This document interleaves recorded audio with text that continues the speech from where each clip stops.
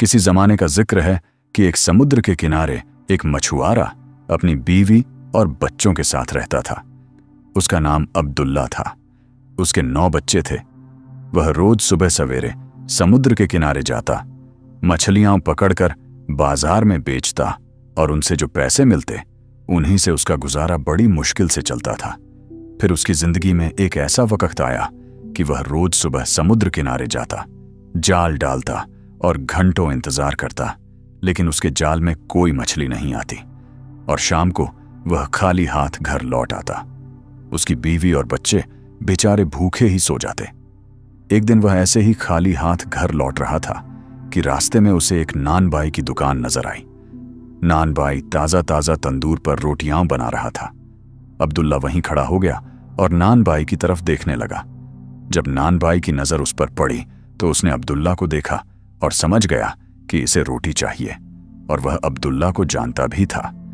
वह नरमी और मोहब्बत से कहने लगा, अब्दुल्ला अंदर आ जाओ, तुम्हें रोटियां चाहिए तो तुम ले जाओ।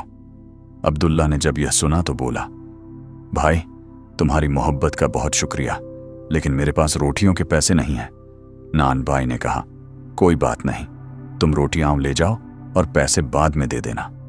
अब्दुल्ला ने नान बाई का शुक्रिया अदा किया और रोटियां लेकर घर चला गया। वह हर रोज नान बाई से रोटियां ले जाता और उससे वह और उसके बच्चे पेट भर लेते। ऐसे ही कई दिन गुजर गए। आखिर एक दिन अब्दुल्ला को ख्याल आया, ऐसे कब तक दिन गुजरेंगे? मैं रोज समुद्र पर जाता हूं, जाल डालता हूं, लेकिन एक भी मछली हाथ नहीं आती।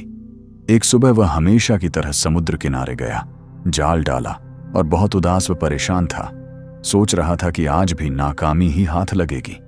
तभी थोड़ी देर बाद अचानक जाल में हलचल हुई, जैसे कोई मछली फंस गई हो। अब्दुल्ला ने जाल खींचा तो महसूस हुआ कि कोई बहुत बड़ी मछली फंसी है।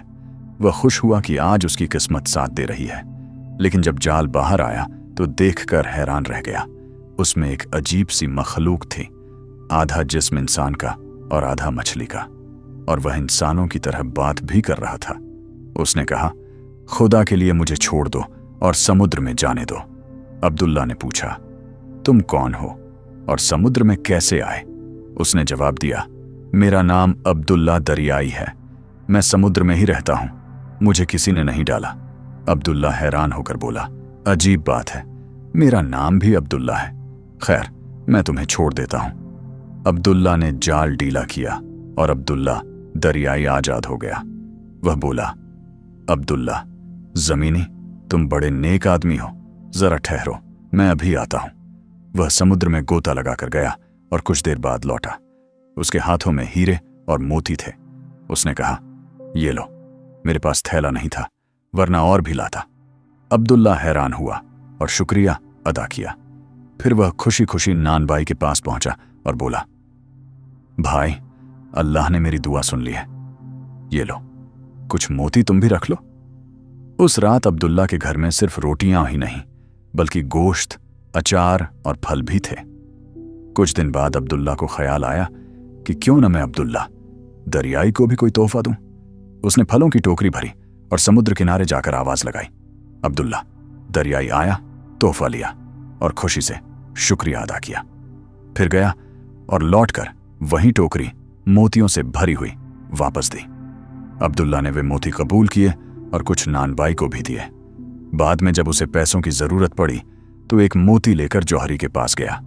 लालची जौहरी ने शोर मचाया, यही आदमी है जिसने मल्लिका के मोती चुराए हैं।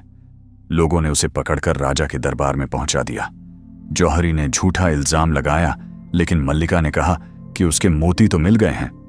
राजा ने अब्दुल्ला की बात सुनी, जौहरी को सज्जा दी और अब्दुल्ला को वजीर बना दिया।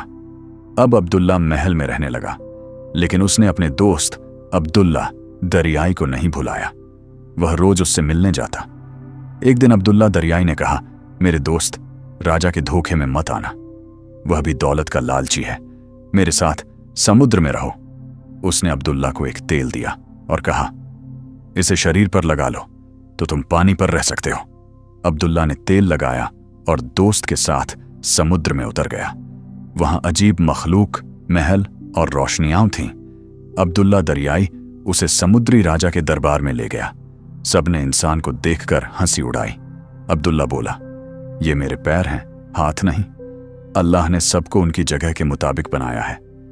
अब्दुल्ला दरियाई शर्मिंदा हुआ और बोला, दोस्त, अब तुम अपनी दुनिया में जाओ, शायद हमारी फिर मुलाकात ना हो। अब्दुल्ला जमीनी बोला, मैं तुम्हें नहीं छोड़ना चाहता।